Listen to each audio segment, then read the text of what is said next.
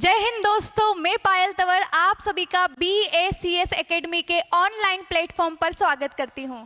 जैसे कि हमने देख चुके हैं कि हमने साइंस की सीरीज स्टार्ट की थी जिसमें हमने सबसे पहला तंत्र पढ़ा था जिसका नाम है परिसंचरण तंत्र, सर्क्यूलेटरी सिस्टम। ठीक है दोस्तों, तो सर्क्यूलेटरी सिस्टम हमने कंप्लीट कर लिया था और जो हमारा लेक्चर था वो था हमारा हार्ट, हृदय के बारे में हमने पढ़ा था। तो हृदय जो है जिससे रक्त का परिसंचरण हमारे विभिन्न अंगों में होता है। तो देखिए दोस्तों, अगर आपने ये सीरीज नहीं देखी हो तो आप इसे पूरी कंप्लीट कीजिए और जो भी मैं पढ़ा रही हूँ आप उसे अच्छे से देख कर जाइए, क्योंकि जो आपका कल से एग्जाम होने वाला है ग्रुप डी का, उसमें आपसे इस टॉपिक से बहुत सारे क्वेश्चन पूछे जा सकते हैं। और देखिए ये टॉपिक से सभी एग्जाम, जैसे आपने मान लिया यूपीएससी, एमपीपीएससी, व्यापम हो गया, पटवारी, एसआई, सारे एग्जाम से इस टॉपिक से आपके बहुत सारे क्वेश्चन पूछे जाते हैं। तो प्लीज दोस्तों आप सारे के सारे वीडियो देख कर जाइएगा, क्योंकि आपके लिए ये बहुत ही यूजफुल वीडियो है, इनसे क्वेश्चन बहुत ही ज्यादा बनते हैं। ठीक है दोस्तों, तो चलिए आगे हम देखते हैं। परिसंचरण तंत्र के बाद में ये एक अंग तंत्र है और दूसरा अंग तंत्र हम पढ़ने जा रहे हैं जिसका नाम है पाचन तंत्र, डाइजेस्टिव सिस्टम। तो देखिए डाइजेस्टिव सिस्टम से हर एग्जाम में आपसे क्वेश्चन पूछे जाते हैं। डाइजेस्टिव सिस्टम में अंगों के बारे में, एंजाइम्स के बारे में आपसे क्वेश्चन बहुत सारे पूछे जाते हैं।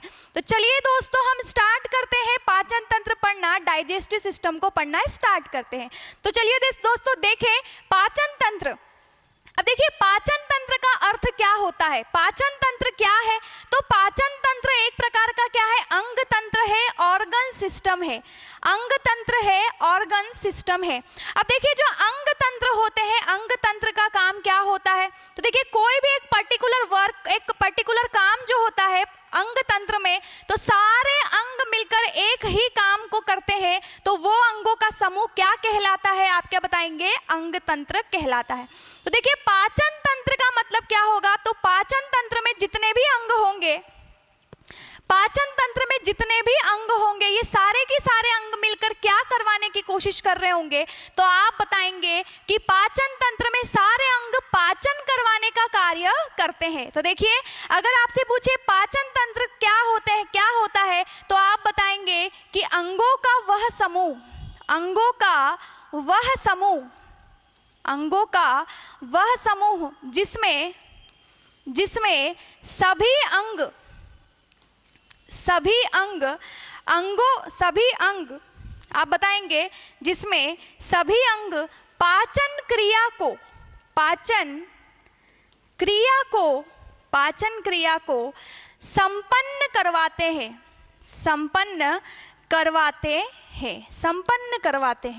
ठीक है, तो आप बताएंगे कि अंगों का वह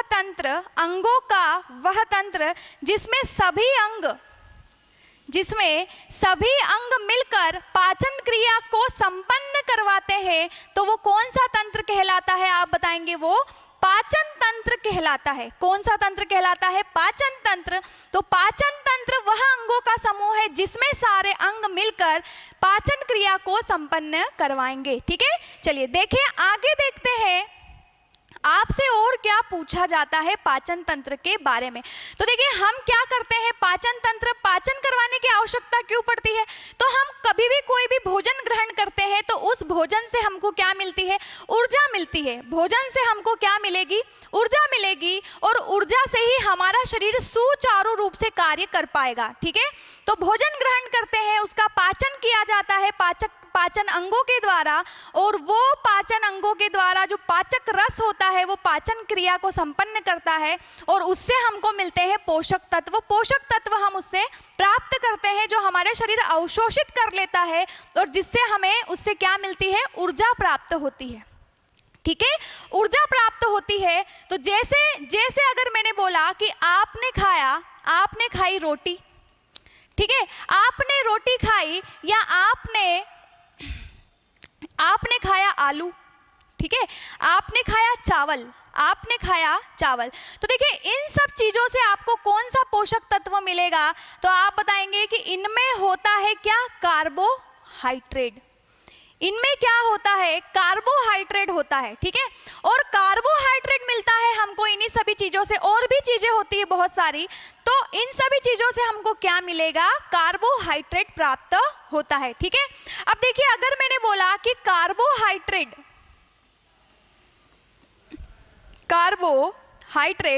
जब कार्बोहाइड्रेट का पाचन होता है, जब कार्बोहाइड्रेट का पाचन होता है, डाइजेशन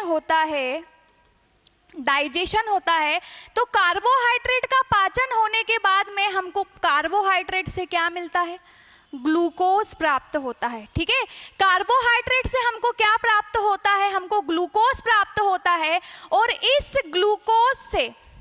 ग्लूकोज से हमको क्या मिलती है, हमको ऊर्जा मिलती है, ठीक है। और इस ग्लूकोज से हमको क्या मिलेगी, तो आप बताएंगे इस ग्लूकोज से हमको ऊर्जा मिलेगी। अब मैंने कहा कि आपने खाई दाल, आपने खाया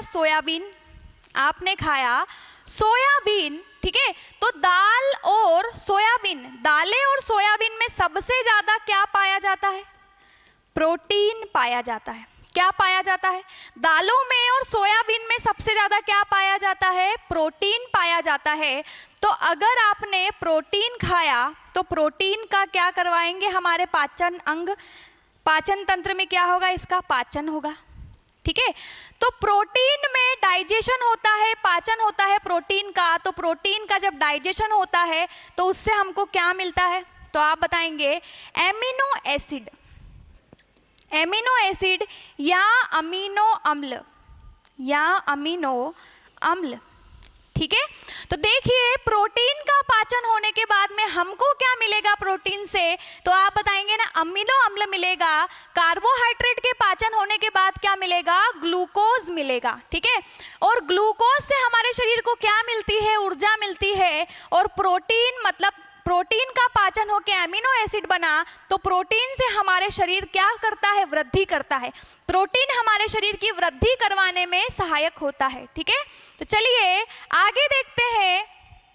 अब अगर आपने खा लिया, क्या आपने खाया घी, ठीक है, तेल, मक्खन, बटर जिसको कहते हैं बटर, तो ये सारी चीजें आपने खाई। और इन चीजों के माध्यम से ये जो चीजें होती है इनसे आपको क्या मिलता है, फैट मिलता है, वसा मिलता है।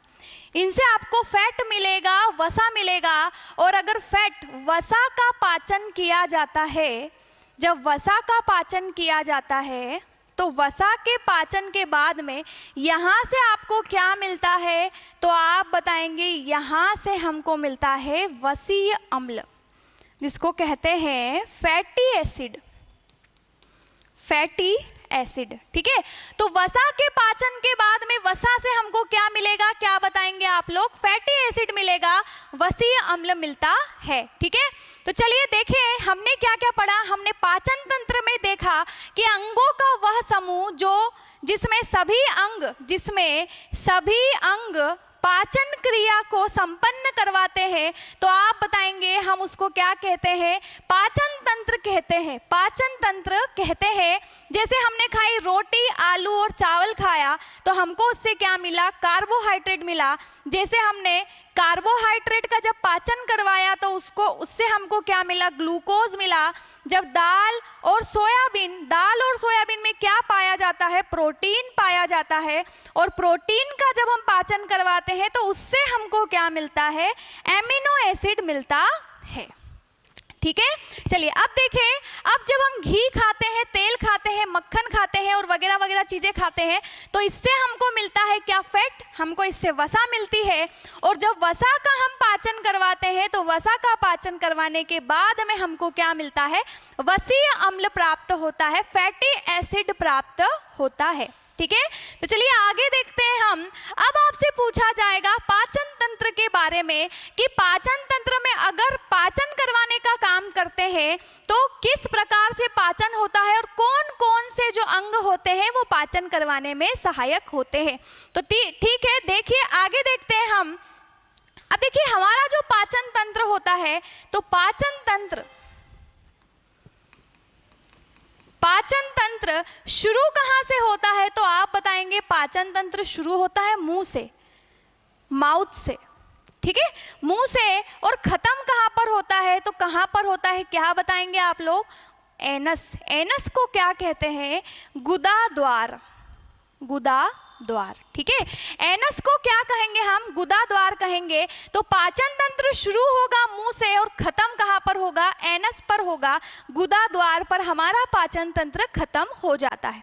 तो देखिए आपसे क्वेश्चन यहाँ से पूछा जाता है कि मुंह से एनस तक का रास्ता, हमारे माउथ से एनस तक का रास्ता है, हमारे मुंह से गुदा द्वार तक का जो रास्ता होता है उसको क्या कहते हैं, तो ये पूरे रास्ते को हम कहते हैं क्या, आहार नाल, आहार नाल, ठीक है। इसको बोलते हैं alimentary canal, alimentary canal, alimentary canal. तो देखिए आहार नाल क्या है, आहार नाल मुंह से लेकर एनस तक का रास्ता होता है जिसको हम कहते हैं आहार नाल। अब देखिए आपसे क्वेश्चन पूछा जाता है यहां से भी कि आहार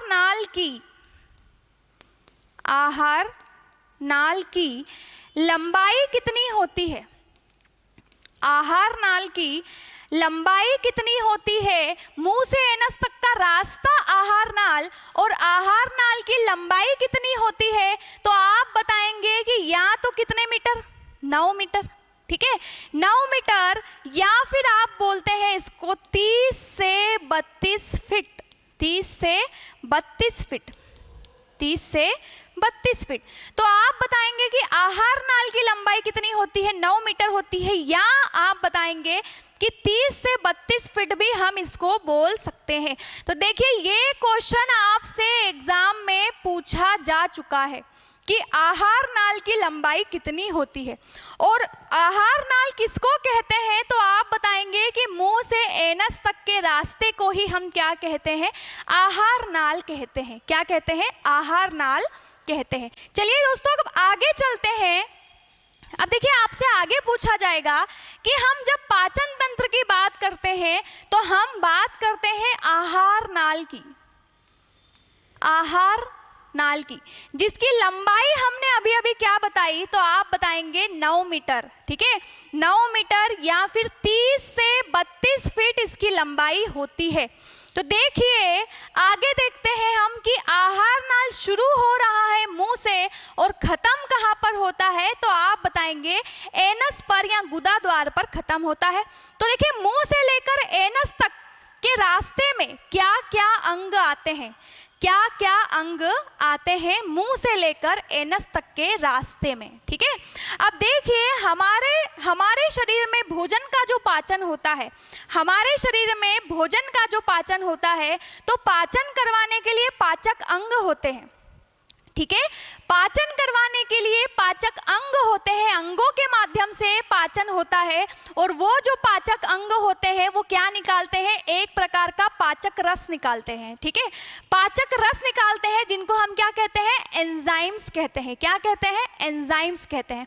तो ये रस निकालते हैं या फिर हम कहेंगे पाचक रस निकालते हैं। तो हमारे शरीर में क्या पाई जाती है, कुछ ग्रंथियां पाई जाती है, हमारे शरीर में कुछ ग्रंथियां पाई जाती है, और ये ग्रंथियां क्या निकालने का काम करती है, या तो ये रस निकालती है, या ये जूस निकालती है, या ये हार्मोन्स निकालती है, ठीक है। तो देखिए ग्रंथियां 3 प्रकार की पाई जाती है, ग्रंथियां 3 प्रकार की पाई जाती है। अब ग्रंथियां क्या होती है, तो ग्रंथियां वो होती है जो रासायनिक पदार्थों का स्त्रावण करती है, ठीक है।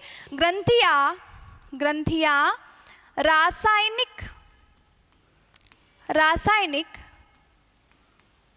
पदार्थों का स्त्रावण करती है, मतलब सिक्रेशन करती है, ये अपने अंदर से रासायनिक पदार्थों को बाहर निकालने का कार्य करती है। अब देखिए ग्रंथियां कितने प्रकार की होती है, तो आप बताएंगे कि ग्रंथियां पहला जो प्रकार है उसको क्या कहते हैं हम, अंतःस्रावी ग्रंथि, अंतःस्रावी ग्रंथि, या फिर हम इसको कहेंगे एंडोक्राइन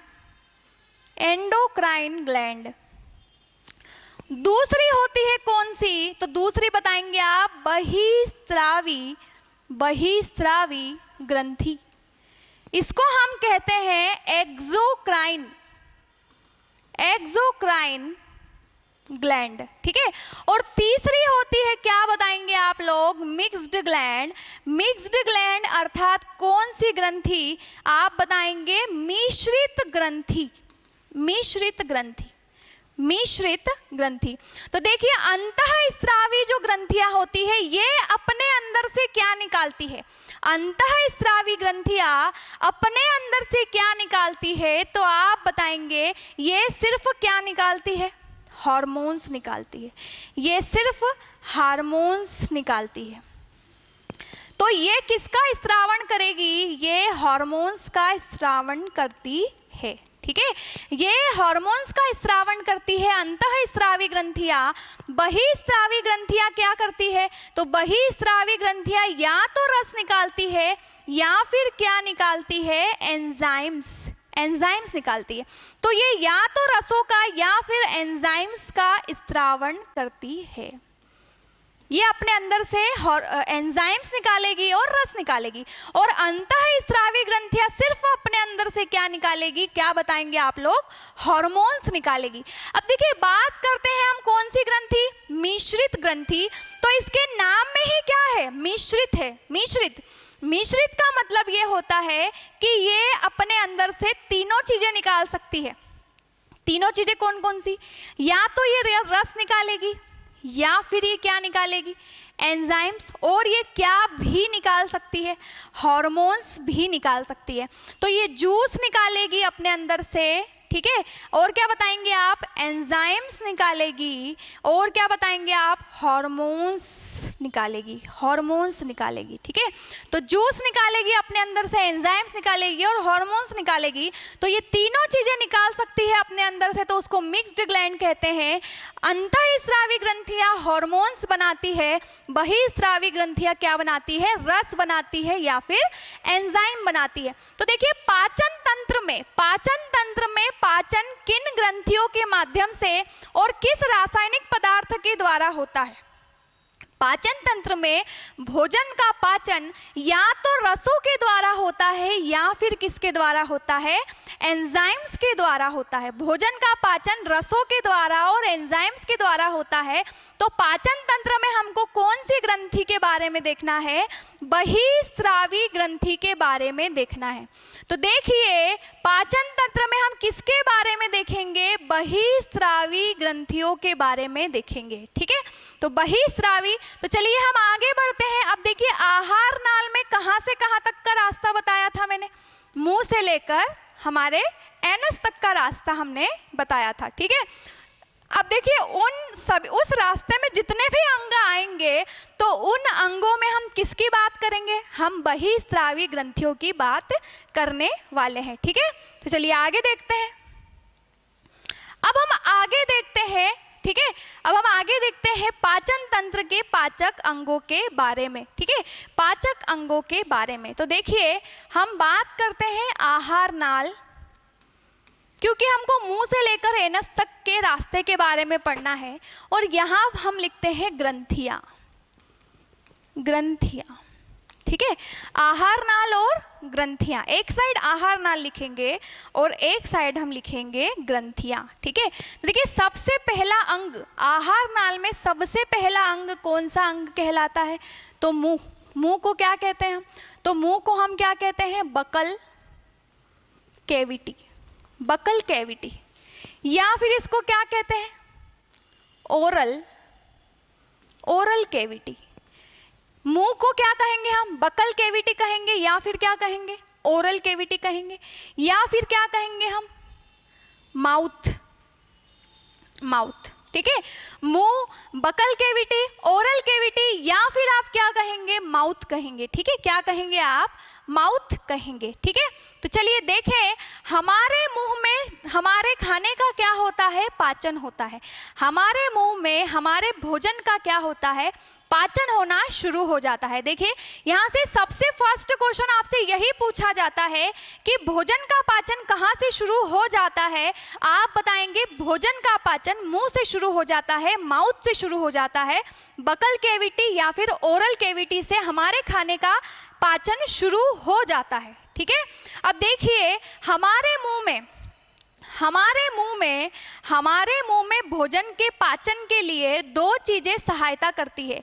एक होते हैं हमारे दांत और दूसरी होती है हमारी जीभ। एक दांत होते हैं और दूसरी होती है जीभ, जो भोजन के पाचन में क्या करेगी, सहायता करेगी। ठीक है, चलिए देखते हैं। अब देखिए नेक्स्ट हमने देखा आहार नाल ग्रंथियां। तो देखिए हमारे मुंह में कौन सी ग्रंथि पाई जाती है? आप बताएंगे हमारे मुंह में लारीय ग्रंथि पाई जाती है। और ये कैसी ग्रंथि है? आप बताएंगे ये एक बहिस्रावी ग्रंथि है जो अपने अंदर से रस और एंजाइम्स निकालती है। ठीक है, तो लारीय ग्रंथि पाई जाती है जिसको हम कहते हैं सलाइवरी ग्लैंड। ठीक है, इसको हम क्या कहेंगे? सलाइवरी ग्लैंड कहेंगे, लारीय ग्रंथि कहेंगे। ठीक है, चलिए दूसरे नंबर पर देखिए तो आहार नाल में दूसरे नंबर पर कौन सा अंग आता है? आहार नाल में दूसरे नंबर पर पाचन अंगों में कौन सा अंग आता है? तो मुंह के बाद में खाने को हमने दांत और जीभ के माध्यम से चबा लिया है। ठीक है, और लारीय ग्रंथि ने लार निकाली, एंजाइम्स और जूस निकाले और उसको पचाने में सहायता करी, कुछ भोजन पचाया और अब जो भोजन है उसको आहार नाल में, जो हमारी भोजन नली होती है ओइसोफेगस, उसके माध्यम से कहाँ पर पहुंचा देता है भोजन नली उसको? तो आप बताएंगे वो हमारा जो भोजन है वो जाता है अमाशय में, हमारे पेट में। ठीक है, तो अब जो है दूसरे नंबर पर कौन सा पाचन अंग है? आप बताएंगे अमाशय। अमाशय जिसको क्या कहते हैं हम हिंदी में? जठर। ठीक है, या तो इसको अमाशय कहे या जठर कहे या फिर इसको क्या कहते हैं? उदर। ठीक है, उदर, या फिर इसको क्या कहते हैं? तो आप बताएंगे स्टमक। ठीक है, अमाशय बोले, जठर बोले, उदर बोले, या फिर आप उसको क्या बोले? स्टमक बोले। ठीक है, या फिर हमारा पेट है। ठीक है, हमारा पेट है। अब देखिए हमारे पेट में कौन सी ग्रंथि होती है जो खाने को पचाने में सहायता करती है? तो आप बताएंगे कौन सी ग्रंथि होगी जिसका नाम क्या है? जठर ग्रंथि। जठर ग्रंथि जिसको हम कहते हैं गैस्ट्रिक ग्लैंड। ठीक है, गैस्ट्रिक ग्लैंड होती है। ठीक है, चलिए अब देखिए नेक्स्ट देखते हैं। अब जो खाना है वो अमाशय के बाद में कहाँ पर जाएगा? तो खाना जो है हमारा वो अमाशय के बाद में कहाँ पर जाता है? तो अमाशय के बाद में खाना कहाँ जाता है? हमारी छोटी आंत में। तो खाना कहाँ पर जाएगा? छोटी आंत में जाएगा। और छोटी आंत को क्या कहते हैं? छोटी आंत को कहते हैं स्मॉल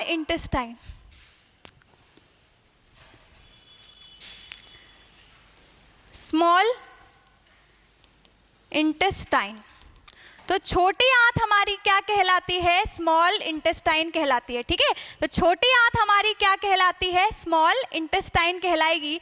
और जो ये छोटी आंत होती है, तो छोटी आंत में जब खाना हमारा जाता है अमाशय के बाद में, तो छोटी आंत में हमारी दो ग्रंथियां होती है। कितनी ग्रंथियां होती है? दो ग्रंथियां होती है। तो ये जो दो ग्रंथियां होती है ये कौन कौन सी होती है? तो आप बताएंगे कि जो पहली जो ग्रंथि होती है हमारी उसका नाम होता है यकृत मतलब लीवर। और दूसरी जो ग्रंथि होती है तो दूसरी ग्रंथि का नाम है क्या? अग्नाशय, जिसको हम कहते हैं पैनक्रियाज। ठीक है, तो दूसरी ग्रंथि कौन सी होगी? अग्नाशय होगा। तो लीवर और अग्नाशय ये दोनों जो ग्रंथियां होती है ये किससे जुड़ी होती है?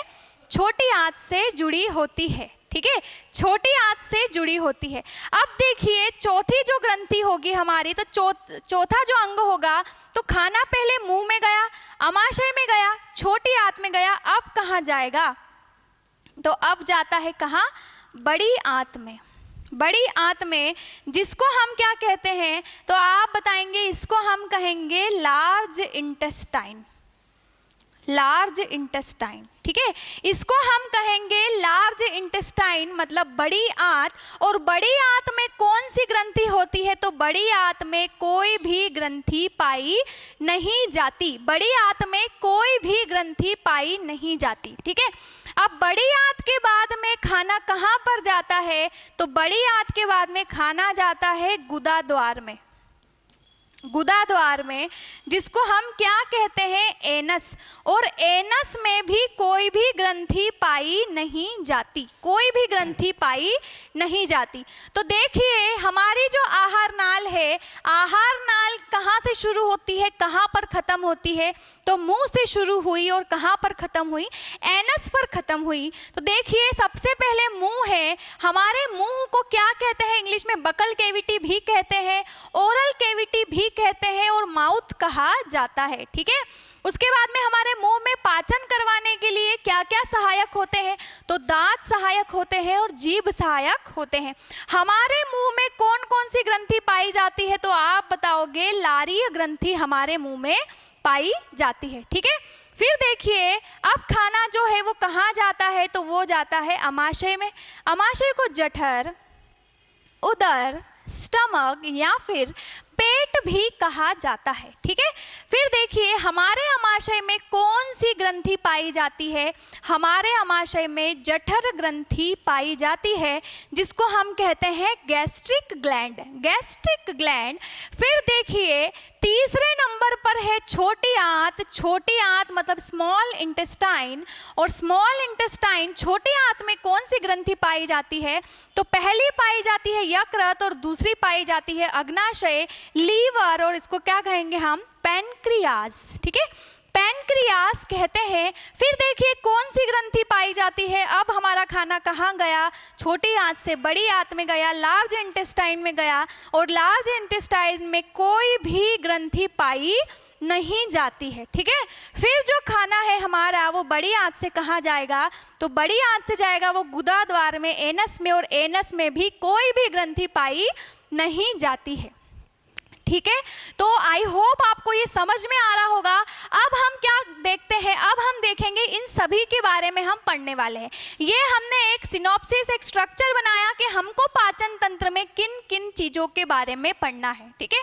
तो हमको मुंह के बारे में, अमाशय के बारे में, छोटी आंत के बारे में, बड़ी आंत के बारे में और गुदा द्वार के बारे में हमको इसके बारे में पढ़ना है, ठीक है। तो चलिए अब हम पढ़ना स्टार्ट करते हैं। तो ठीक है चलिए आगे बढ़ते हैं, ठीक है। चलिए देखिए सबसे पहले हमको मुंह के बारे में पढ़ना है। तो हमारे मुंह के बारे में पढ़ते हैं सबसे पहले।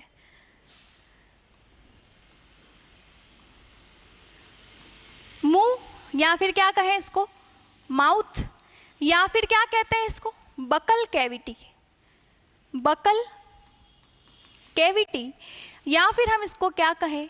Oral, oral cavity, oral cavity.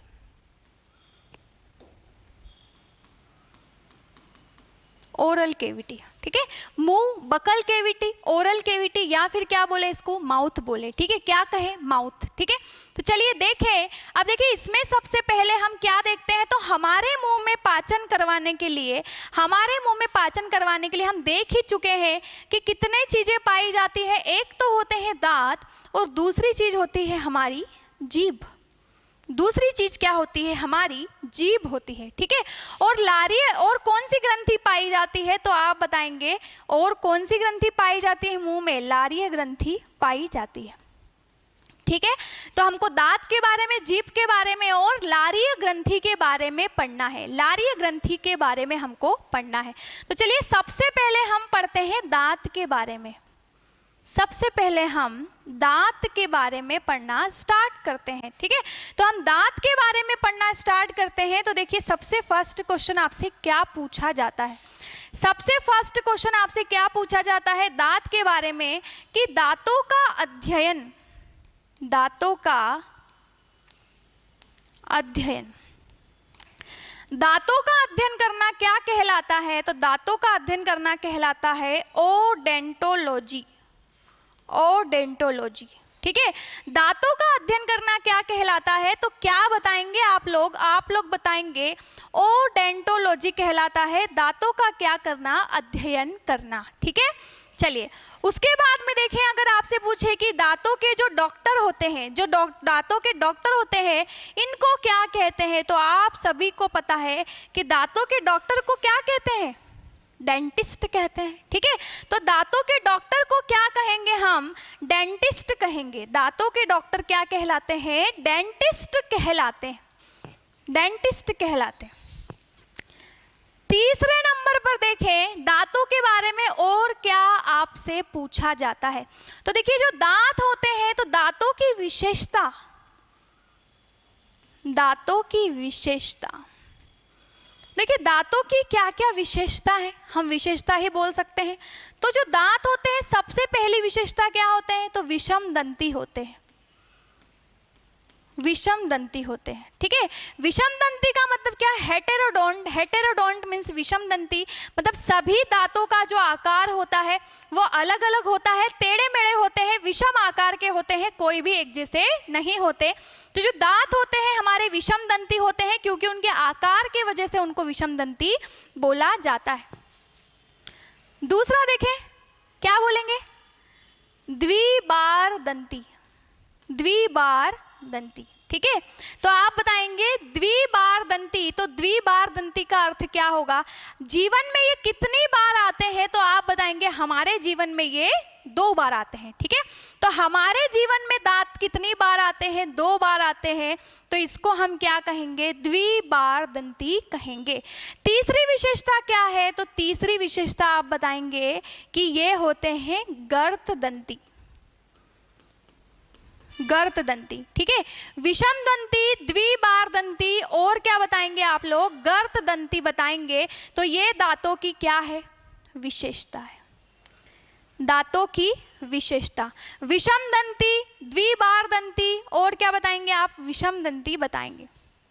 ठीक है, अब देखिए जो अब हमारे जो दांत होते हैं, तो हमारे दांत में और क्या हमसे पूछा जाता है, तो जो हमारे दांत होते हैं, स्थायी दांत कितने होते हैं, अगर आपसे पूछे कि स्थायी दांत कितने होते हैं, तो क्या बताएंगे आप लोग, 32 होते हैं। स्थायी दांतों की संख्या पूछी जाती है, 32 दांत होते हैं। और अगर आपसे पूछे कि हमारे अस्थायी दांत कितने होते हैं, हमारे अस्थायी दांत कितने होते हैं, आप बताएंगे 20। अस्थायी दांत कितने होते हैं, 20 होते हैं। और स्थायी दांत कितने होते हैं, क्या बताएंगे आप लोग, 32 बताएंगे। ठीक है, स्थायी दांत 32 और अस्थायी दांत कितने, 20। चलिए अब देखिए नेक्स्ट आपसे क्या पूछा जाता है, तो नेक्स्ट आपसे क्या पूछा जाता है, आपसे पूछा जाएगा दांतों के प्रकार, दांतों के प्रकार। हमारे दांतों के प्रकार पूछे जाते हैं, तो हमारे दांत कितने प्रकार के होते हैं, 4 प्रकार के होते हैं। कितने प्रकार के होते हैं दांत हमारे, 4 प्रकार के होते हैं। पहला जो दांत होता है इसको कहते हैं हम कृतक, कृतक। दूसरा होता है उसको हम कहते हैं रदनक, रदनक। ठीक है, तो दूसरे जो प्रकार के दांत होते हैं वो रदनक होते हैं, रदनक। तीसरे प्रकार के दांत क्या कहलाते हैं, तो आप बताएंगे उनको कहते हैं अग्रचवर्णक, अग्रचवर्णक।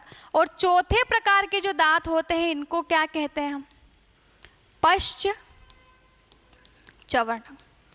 पश्चवर्णक। ठीक है, इंसीजर, कैनाइन, प्रीमोलर और मोलर। ठीक है, प्रीमोलर और मोलर।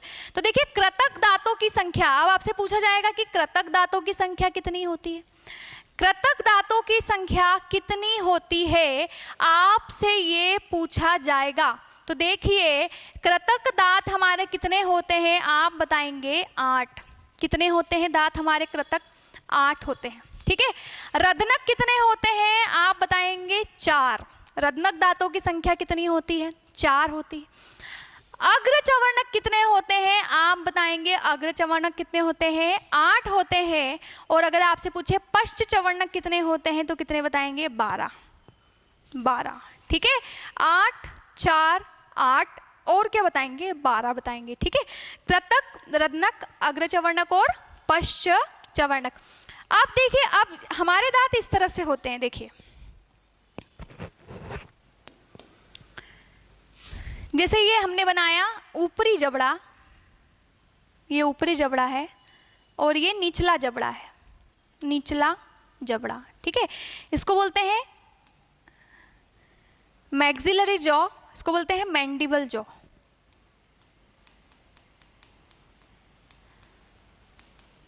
मैक्सिलरी जॉ, और इसको हम कहेंगे मैंडिबल जॉ, ठीक है। मैक्सिलरी जॉ, मैंडिबल जॉ, ऊपर का जबड़ा, ऊपरी जबड़ा मैक्सिलरी जॉ, निचला जबड़ा मैंडिबल जॉ, ठीक है। तो देखिए, अब देखिए इसमें हमको कृतक दांत बनाना है, तो कृतक दांत कितने हैं, 8 है ना। तो देखिए 4 ऊपर बनेंगे और 4 कहाँ बनेंगे, नीचे बनेंगे, ठीक है। 4 ऊपर दांत बनेंगे और 4 नीचे बनेंगे। तो ये देखिए 1 2 3 और ये 4, 1 2 3 और ये 4। देखिए ऊपर 4 बना लिए और नीचे कितने बना लिए हमने, 4 बना लिए, ठीक है। अब देखिए क्या लिखा, रदनक कितने, 4 है। तो क्या समझे आप, 2 ऊपर बनेंगे और 2 नीचे बनेंगे। तो देखिए 2 ऊपर बना दिए हमने, 2 ऊपर बना दिए और 2 नीचे बना दिए, ठीक है। 2 ऊपर बन गए और 2 दांत कहाँ बन गए, नीचे बन गए। अब देखिए अग्रचवर्णक कितने हैं, अग्रचवर्णक क्या है, 8 है। 8 है तो 4 ऊपर बनेंगे और 4 नीचे बनेंगे, ठीक है। तो 4 ऊपर 4 नीचे, मतलब 2 यहाँ बना दो और 2 यहाँ बना दो, 2 यहाँ बना दो, 2 यहाँ बना दो। देखिए ऊपर 4 बना दिए और नीचे कितने बना दिए, 4 बना दिए। 2 इधर, 2 इधर, 2 इस तरफ और 2 इस तरफ बना दिए।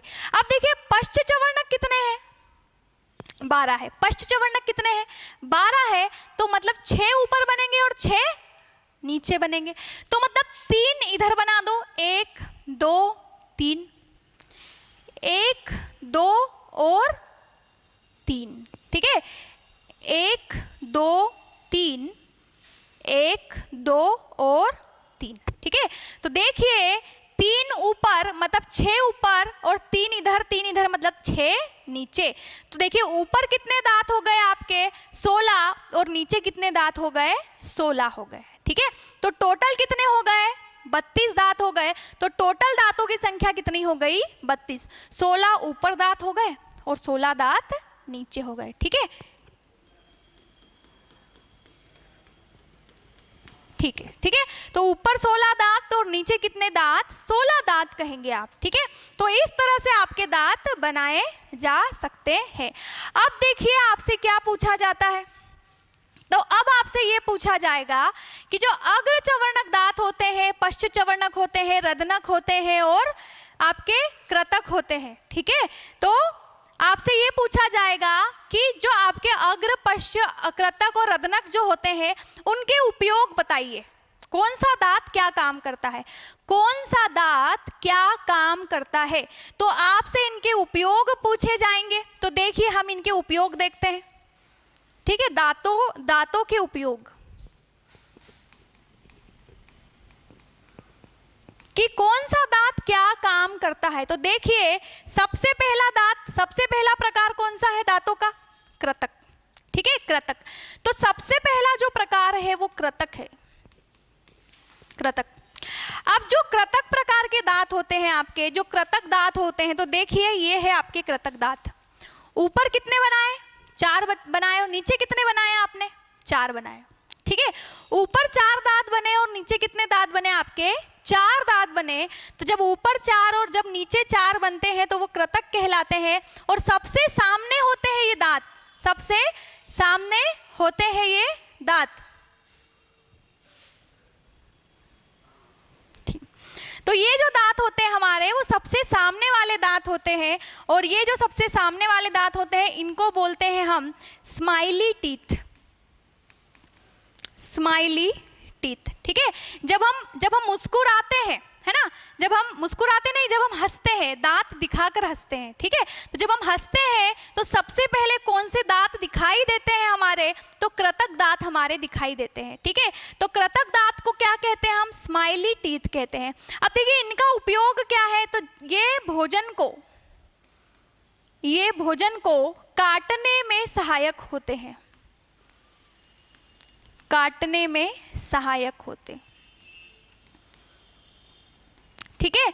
तो भोजन को काटने में सहायक दांत कौन से होंगे, कृतक दांत होंगे, जिनकी संख्या कितनी होगी, तो कृतक दांतों की संख्या कितनी होती है, 8 होती है। और इन्हीं को हम क्या कहते हैं, स्माइली टीथ, ठीक है। जो हंसते वक्त हमारे सबसे शुरू में दिखाई देते हैं, स्माइली टीथ कहलाते हैं।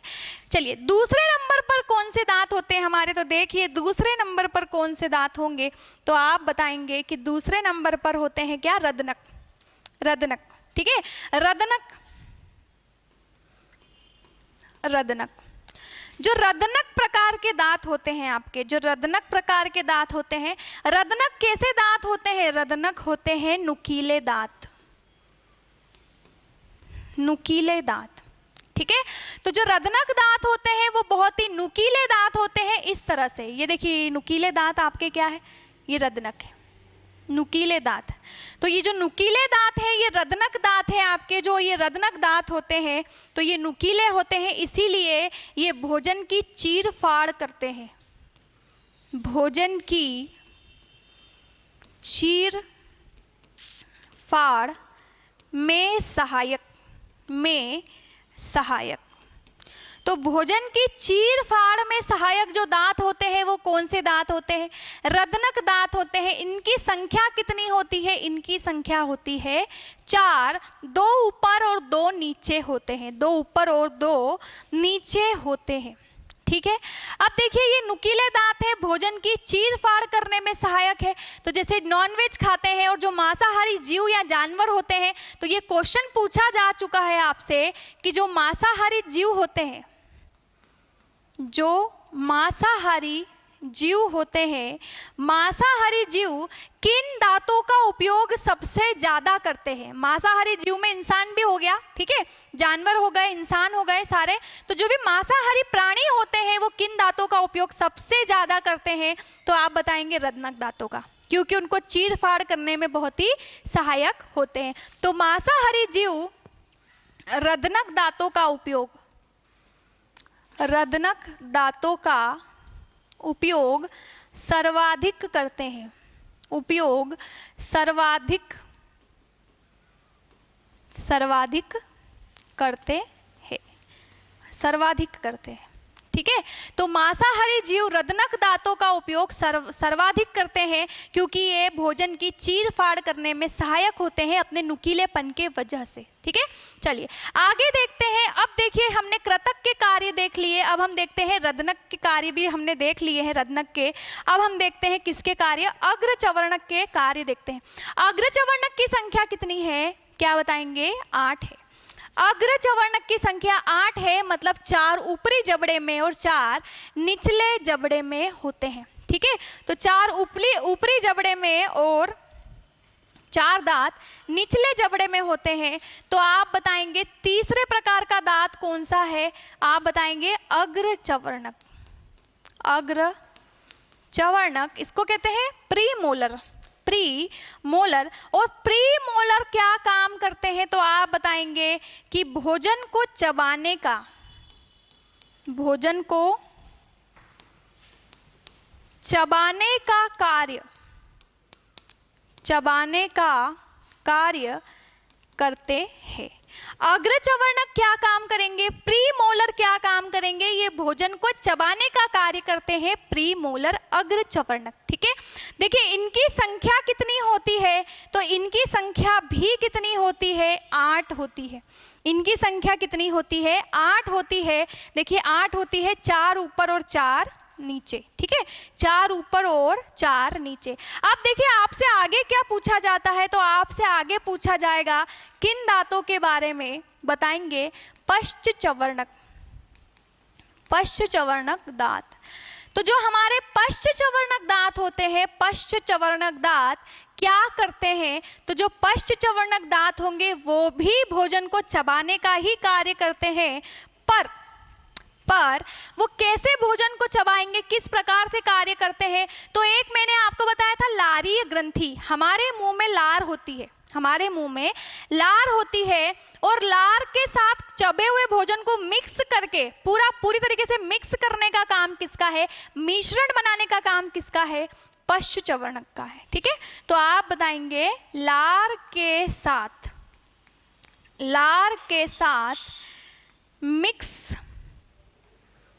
मिक्स करने का कार्य, मिक्स करने का कार्य।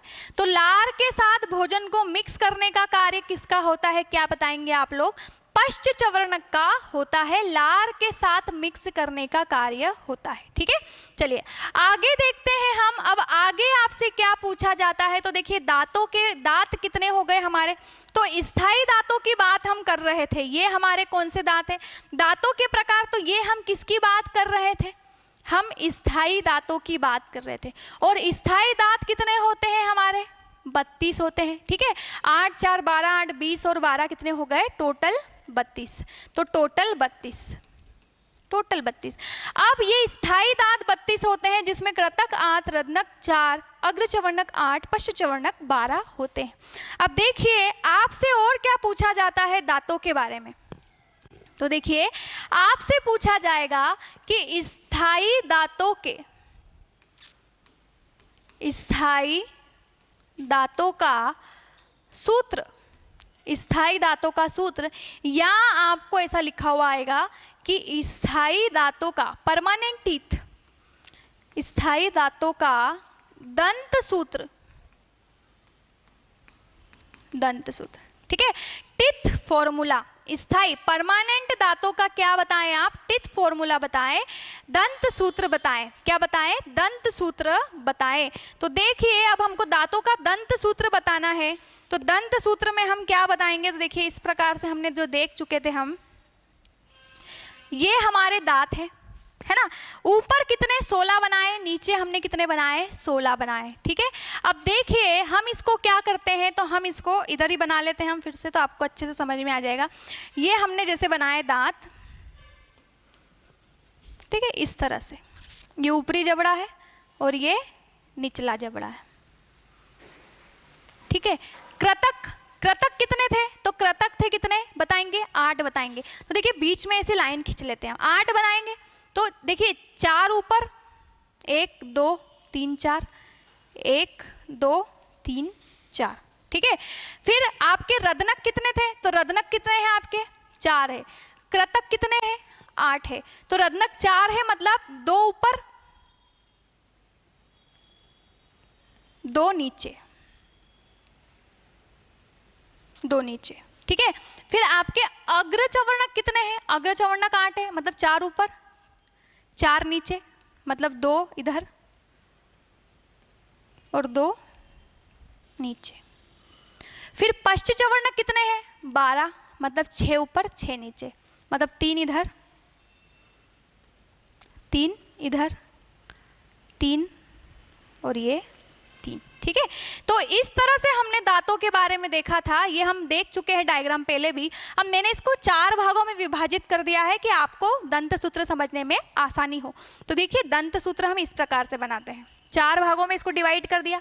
देखिए हमने, अगर हम बात करें कृतक दांतों की, तो देखिए 2 इस तरफ बनाए थे, 2 इस तरफ बनाए थे, 2 नीचे इस तरफ बनाए थे, 2 नीचे इस तरफ बनाए थे। ठीक है, फिर हम रदनक की बात करें कितने होते हैं? 4 होते हैं। तो 1 इस तरफ, 1 इस तरफ, 1 नीचे इस तरफ, 1 नीचे इस तरफ। तो हम ऐसा लिख सकते हैं 1 1 1 और 1। ठीक है, अग्रचवर्णक कितने हैं? 8 है, मतलब 4 ऊपर है और 4 नीचे है। तो 2 इस तरफ, 2 इस तरफ, 2 इस तरफ और 2 इस तरफ। तो 2 2 2 और ये 2। फिर देखिए पश्चवर्णक 12 है, मतलब 6 ऊपर 6 नीचे, मतलब 3 इस तरफ 3 इस तरफ, 3 इस तरफ और 3 इस तरफ। तो ये 3 3 3 और ये 3। ठीक है, इस तरह से हमने इसको डिवाइड कर दिया है। तो देखिए दंत सूत्र क्या होगा हमारा, 21 23 upon 21 23 into 2 is equal to 32। ये हमारा क्या है, दंत सूत्र है, ये हमारा दंत सूत्र है। ठीक है, तो ये स्थायी दांतों का दंत सूत्र है। अब आपको क्या याद रखना है, तो आपको सिर्फ याद रखना है 21 23। ठीक है, एग्जाम में आपसे क्वेश्चन पूछा जाएगा कि बताएं स्थायी दांतों का परमानेंट टीथ का फॉर्मूला बताएं, तो आपसे ऑप्शन देंगे इस प्रकार, option A 21 21, option B 21 22, option C 21 24 और ऑप्शन डी 21 23। ठीक है, ये 4 ऑप्शन आपको देंगे और बोलेंगे स्थायी दांतों का फॉर्मूला बताइए, सूत्र बताइए, तो क्या बताएंगे आप लोग, 21 23 बताएंगे। ठीक है, तो आई होप आपको ये समझ में आ रहा होगा, और अगर आपको ये समझ में आ रहा है तो आप इस वीडियो को ज़्यादा से ज़्यादा शेयर कर दीजिए, सब्सक्राइब कर दीजिए कि ज़्यादा से ज़्यादा लोगों तक ये वीडियो पहुँचे और उन सबकी हेल्प हो सके। ठीक है, तो देखिए आगे देखें, स्थायी दांतों का फॉर्मूला है 21 23। ठीक है, स्थायी दांतों का फॉर्मूला क्या है, 21 23 है। ठीक है, तो चलिए देखते हैं। अब हम बात करते हैं किन दांतों की, तो अब हम बात करते हैं स्थायी दांतों की ना बात करते हुए हम बात करते हैं अस्थायी दांतों की, अस्थायी दांतों की। तो देखिए अस्थायी दांत कितने होते हैं हमारे अस्थायी दांत, टेम्परेरी टीथ, टेम्परेरी टीथ हमारे अस्थायी दांत कितने होते हैं, तो कितने बताए थे मैंने आपको, 20। ठीक है, कितने बताए थे दांत, 20, क्योंकि ये टूटकर फिर से आते हैं, क्योंकि ये टूटकर फिर से आते हैं। जब हम 8-9 साल के होते हैं तो तब हमारे दांत टूटने लगते हैं और टूटने के बाद में फिर से आने लगते हैं, तो फिर जो हमारे फिर से दांत आते हैं वो हमारे परमानेंट होते हैं, फिर उसके बाद में वो नहीं टूटते। ठीक है, तो फिर उसके बाद में वो नहीं टूटेंगे, तो ऐसे जो होते हैं वो हमारे जो टूटते हैं वो क्या कहलाते हैं, हमारे अस्थायी दांत कहलाते हैं, टेम्परेरी टीथ कहलाते हैं। तो अस्थायी दांतों की संख्या कितनी होती है बताएंगे, 20 होती है। और देखें इन दांतों के प्रकार कौन कौन से होते हैं, तो देखिए पहला प्रकार जो हमने पढ़ा था कौन सा प्रकार था, कृतक। दूसरा क्या था, रदनक, रदनक। तीसरा क्या है आप बताएंगे, अग्रचवर्णक, अग्रचवर्णक। और चौथा बताएंगे आप पश्चचवर्णक, पश्चचवर्णक। देखिए कृतक दांतों की संख्या, तो देखिए स्थायी दांतों में कृतक दांतों की संख्या कितनी थी, स्थायी दांतों में कृतक दांतों की संख्या कितनी थी, 8 थी। रदनक की 4 थी, अग्रचवर्णक की 8 थी और पश्चचवर्णक की कितनी थी, 12 थी। तो आप बताएंगे कि जो अस्थायी दांत होते हैं, छोटे बच्चों के जो दांत होते हैं, कृतकों की संख्या कितनी होती है, 8 ही होती है, 8 ही होती है। ठीक है, रदनक दांतों की संख्या कितनी होती है, तो रदनक दांतों की संख्या भी कितनी होती है, 4 ही होती है, 4 ही होती है। फिर आपसे पूछा जाता है कि अग्रचवर्णक दांतों की संख्या कितनी होती है, तो यहाँ पर छोटे बच्चों में अग्रचवर्णक दांत आते ही नहीं है। ठीक है, अग्रचवर्णक दांतों की संख्या कितनी होती है, तो 0 0 0 0 नहीं आते। ठीक है, तो अग्रचवर्णक आते ही नहीं है, 0 होती है संख्या। और पश्चचवर्णक दांतों की संख्या कितनी होती है, क्या बताओगे, 8। क्या बताओगे, 8 बताओगे। तो ऐसे करके देखिए 8 और 4 12 और 8 कितने हो गए, 20 हो गए। मतलब आपके अस्थायी दांत, अस्थायी दांतों की संख्या कितनी होती है, 20 होती है। ठीक है, 20 होती है, जिसमें से कौन से दांत नहीं आते हैं, अग्रचवर्णक दांत नहीं आते हैं। अस्थायी दांत जो होते हैं अग्रचवर्णक, वो बच्चों में नहीं आते हैं। ठीक है, चलिए देखें। अब देखिए पश्चचवर्णक दांत कितने हैं, 8 है। अब देखिए जो स्थायी दांत हमने पढ़े थे, स्थायी दांत में पश्चचवर्णक कितने थे, 12 थे। स्थायी दांत में पश्चचवर्णक कितने हैं, 12 है। तो आपसे पूछा जाता है आपसे पूछा जाएगा कि जो हमारे पश्चचवर्णक होते हैं, पश्चचवर्णक कितने होते हैं? 12 होते हैं। ठीक है, पश्चचवर्णक 12 होते हैं। तो आपने एक दांत सुना होगा जिसको कहते हैं अक्ल की दांत। अक्ल की दांत, इसको कहते हैं wisdom teeth. Wisdom teeth, wisdom teeth. ठीक है, विजडम टीथ, अक्ल की दांत। अक्ल की दांत कितनी होती है? तो याद रखिएगा, अक्ल की दांत कितनी होती है? 4। अक्ल की दांत 4 होती है। और ये 25 से 26 वर्ष की उम्र के बाद, ये 25 से 26 उम्र, या हम देखें आजकल तो जल्दी आने लगी है, तो देखिए हम इसको ऐसा नहीं कहते हुए हम लिख सकते हैं कि ये कब आती है। तो आप बताएंगे ये 22 वर्ष की उम्र के बाद आने लगती है, आने लगती है। ठीक है, तो ये 22 वर्ष की उम्र के बाद आने लगती है, कम से कम 20 से 22 वर्ष की उम्र के बाद ये आने लग जाती है। तो इसको क्या कहते हैं हम? अक्ल की दांत होती है। और कितनी होती है? 4 होती है। और जो अक्ल की दांत होती है वो किस प्रकार के होते हैं? जो 4 प्रकार के दांत होते हैं उसमें अक्ल की दांत क्या होती है? पश्चचवर्णक होती है। अक्ल की दांत किस प्रकार की होती है? पश्चचवर्णक प्रकार की होती है अक्ल की दांत। ठीक है, तो अक्ल की दांत होगी आपके पश्चचवर्णक प्रकार की। ओके, अब देखिए अगर आपसे पूछे कि अस्थायी दांतों में कितनी होती है पश्चचवर्णक की संख्या? 12। और स्थायी दांतों में पश्चचवर्णक की संख्या कितनी होती है? 12। तो इसका मतलब यह है कि देखिए जब आपके स्थायी दांत आते हैं तो उसमें जो होती है अक्ल की दांत वो कितने साल बाद आती है? 22 वर्ष की उम्र के बाद में आती है। और इसकी संख्या कितनी होती है? 4। मतलब ये भी 21 से 22 साल के बाद में ही आपके पूरे दांत 32 बनते हैं। उसके पहले आपके दांत कितने होते हैं? उसके पहले आपके 28 दांत होते हैं। ठीक है, तो छोटे बच्चों में वैसे भी अक्ल की दांत नहीं आती है, इसीलिए पश्चचवर्णक दांत कितने होते हैं? उनमें 8 ही होते हैं। 8 ही होते हैं। और देखिए हर इंसान की अक्ल की दांत आ जाए ये जरूरी नहीं है। किसी के 1 दांत भी आती है अक्ल की पूरे जीवन में, किसी की 2 दांत आती है, किसी की 3 आ जाती है, और किसी की पूरी 4 की 4 अक्ल की दांत आ जाती है। ठीक है, तो इंसान जो है वो 28 दांतों से खाने को अच्छी तरीके से खा सकता है, चबा सकता है। जरूरी नहीं है कि अक्ल की दांत आएगी तो ही वो अच्छे से खाना खा पाएगा, क्योंकि जो अक्ल की दांत होती है, अक्ल की दांत एक प्रकार की अवशेषी अंग होती है। अवशेषी अंग, अवशेषी अंग इसको बोलते हैं वेस्टिजियल ऑर्गन। तो अक्ल की दांत कैसा अंग होता है? अवशेषी अंग होता है अक्ल की दांत। ठीक है, तो ये अवशेषी अंग का मतलब होता है कि जो कोई भी काम में नहीं आए, ऐसा अंग जो कोई भी काम में नहीं आए उसको हम क्या कहते हैं? अवशेषी अंग कहते हैं। तो अक्ल की दांत की संख्या कितनी है? 4 है। ठीक है, तो देखिए अभी हमने क्या पढ़ा? हमने दांतों के बारे में पढ़ा पाचन तंत्र में।